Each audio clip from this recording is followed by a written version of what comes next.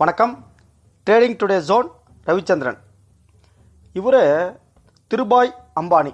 நம்மளுடைய இந்திய வணிக சரித்திரத்திலேருந்து இவருடைய பேரை மறக்கவும் முடியாது, மறைக்கவும் முடியாது. அத்தகைய மிகச்சிறந்த தொழில் சாம்ராஜ்யத்தான் உருவாக்குனார். அவருடைய பசங்க 2 பேர். ஒருத்தர் திரு முகேஷ் அம்பானி, இன்னொருத்தர் அனில் அம்பானி. நம்ம பார்க்குற இந்த அனில் திருபாய் அம்பானி அவர்கள் ஜூன் 4ஆம் தேதி 1959 பிறந்தார். இந்த ரிலையன்ஸ் குரூப்பை ஜூலை 2006 2 பேர் அண்ணன் தம்பி 2 பேர் பிரிச்சுக்கிட்டாங்க. அப்போ இவருடைய அந்த மொத்த குரூப்பாக இவருடைய குரூப் பேர் ரிலையன்ஸ் ஏடிஏ குரூப் அப்படிங்கிறது, அதாவது அனில் திருபாய் அம்பானி குரூப் அப்படிங்கிறது. அந்த பேரண்ட் நிறுவனம் ரிலையன்ஸ் இண்டஸ்ட்ரீஸ் லிமிடெட் அப்படிங்கிற பேர். சரி, இவருக்கு ஒதுக்கப்பட்ட என்னென்ன நிறுவனங்கள் அப்படின்னா, அந்த Reliance capital, Reliance infrastructure, Reliance power, Reliance communications, இப்படி நல்ல அற்புதமான நிறுவனங்கள் தான். அந்த சமயத்தில் மிகப்பெரிய கோடீஸ்வரனாகத்தான் இவர் இருந்தார். மேலும் 2004 to 2006 ராஜ்யசபா எம்பியா வேற இருந்தார். என்ன செய்கிறது, காலத்தின் கோலமா அல்லது விதியின் விளையாட்டா அல்லது அகலக்காலா, அறுதிட்டு எதையுமே நம்மளால சொல்ல முடியல. இப்படிக்கும் அமெரிக்காவில் இருக்கக்கூடிய மிகப்பெரிய புகழ்பெற்ற அந்த பல்கலைக்கழகமாகிய பென்சில்வேனியாவில் இருக்கக்கூடிய அந்த வால்டன் ஸ்கூல் ஆஃப் யூனிவர்சிட்டி, அதில் எம்பிஏ முடித்தவர்.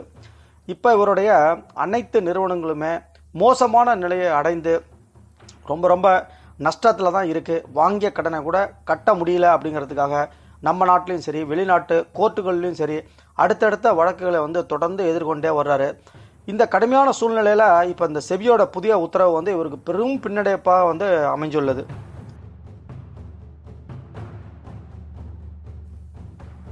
இப்போ பிரச்சனை என்ன அப்படின்னா, பங்குச்சந்தை வர்த்தகத்தில் ஈடுபடுவதற்கு ரிலையன்ஸ் ஹோம் ஃபைனான்ஸ் நிறுவனம் RHFL மற்றும் தொழிலதிபர் அனில் அம்பானி மற்றும் 3 பேருக்கு பங்கு பரிவர்த்தனை நிலை வாரியம், அதாவது அந்த செபியானது தடை வைத்துள்ளது. நிறுவனத்தின் பங்குகளை முற்றிலுமாக பூஜ்ய நிலைக்கு தள்ளியது தொடர்பாக இந்த நடவடிக்கை எடுக்கப்பட்டுள்ளதாக செபி தெரிவித்துள்ளது.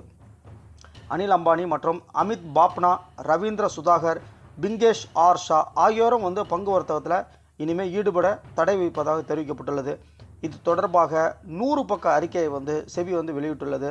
அதில் குறிப்பிட்டுள்ள இந்த 4 பேரிடமும் எத்தகைய பங்குச்சந்தை சார்ந்த பரிவர்த்தனைகளையும் யாரும் மேற்கொள்ள வேண்டாம் என்று அறிவுறுத்தப்பட்டுள்ளது.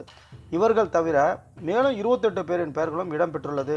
நிறுவனத்தை பூஜ்ய நிலைக்கு கொண்டு வந்தவர்களில் இவர்களும் முக்கியமானவர்கள் என்று குறிப்பிடப்பட்டுள்ளது. அதில் 2018-19 நிதியாண்டில் RHFL நிறுவனம் வாங்கிய கடன் அளவுகளை குறித்து செபி அற்புதமாக ஆய்வுகள் செய்து வருகிறது. தற்போது மேற்கொள்ளப்பட்டுள்ள அந்த தடை நடவடிக்கையின் பின்னணியில் கூட பல்வேறு விஷயங்கள் உள்ளதாக செபி கூறியுள்ளது. குறிப்பாக நிறுவனத்தின் தணிக்கை விஷயங்களில் இனியும் ஈடுபட போவதில்லை என்று ஏற்கனவே அந்த பிரைஸ் வாட்டர் ஹவுஸ் அப்படிங்கிற நிறுவனம் விலகிலிருந்து நிறுவனத்தின் செயல்பாடுகள் குறித்து கண்காணித்து இந்த நடவடிக்கை எடுக்கப்படுவதாக தெரிவிக்கப்பட்டுள்ளது. இதைத்தோடு நிறுவனத்துக்கு கலனடித்த பல நிறுவனங்கள் அளித்த புகாரின் பேரில் இந்த நடவடிக்கை எடுக்கப்பட்டுள்ளதாக செபி கூறியுள்ளது. நிறுவனத்தின் நிறுவனர் என்ற வகையில் RHFL நிறுவன செயல்பாடுகளை கட்டுப்படுத்தியது அல்லது வழிகாட்டியது தொடர்பாக அனில் அம்பானி மீது மிக கடுமையான இந்த கட்டுப்பாடுகள் விதிக்கப்பட்டதாக தெரிவிக்கப்பட்டுள்ளது. மேலும் நிறுவனத்துடைய செயல் இயக்குனர் மற்றும் தலைமை செயல் அதிகாரியான ரவீந்திர சுதாகர், நிதி அதிகாரி அமித் பாப்னா மற்றும் பிங்கேஷ் ஆகியோர் மீதும் நடவடிக்கை எடுக்கப்பட்டுள்ளதாக தெரிவிக்கப்பட்டுள்ளது. RHFL நிறுவனம் இந்த கார்ப்பரேட் கடனாக 900 crores 2018 நிதியாண்டில் செலுத்தி உள்ளது. 2019 நிதியாண்டில் 7,900 கோடியை வழங்கப்பட்டுள்ளதாகவும் செபி ஆய்வுக்குட்பட்டுள்ளது. நிறைய ப்ராஜெக்ட், இந்த ஆதார் ப்ராஜெக்ட் மேனேஜ்மெண்ட், இன்னும் Indian agri services private limited, BHL management limited, அரியோன் மூவி ப்ரொடக்ஷன்ஸு, ஏகப்பட்ட நிறுவனங்களில் ஏகப்பட்ட குளறுபடிகள். இது சம்பந்தமாக தான் இந்த நோட்டீஸ் கொடுத்து வந்திருக்கு. இப்போதைக்கு மிக மிக கடுமையான நடவடிக்கை எடுக்கப்பட்டுள்ளது. இன்னும் வருங்காலத்தில் அடுத்த கட்ட நடவடிக்கைகள்லாம் வழங்க இருப்பதாக செபி அறிவித்துள்ளது. என்ன ஃப்ரெண்ட்ஸ், பார்த்தீங்கள எவ்வளோ ஒரு அற்புதமான நிறுவனம் இருந்தாலும் ஏட்டி இப்படியாக வேலை செஞ்சால் எல்லாம் அப்படி மாட்டிட்டு முழிக்க வேண்டிதான். மற்றும் ஒரு அற்புதமான ஒரு வீடியோவில் சந்திப்போம். வாழ்க வளமுடன், வாழ்க வளமுடன். Trading today zone Ravichandran.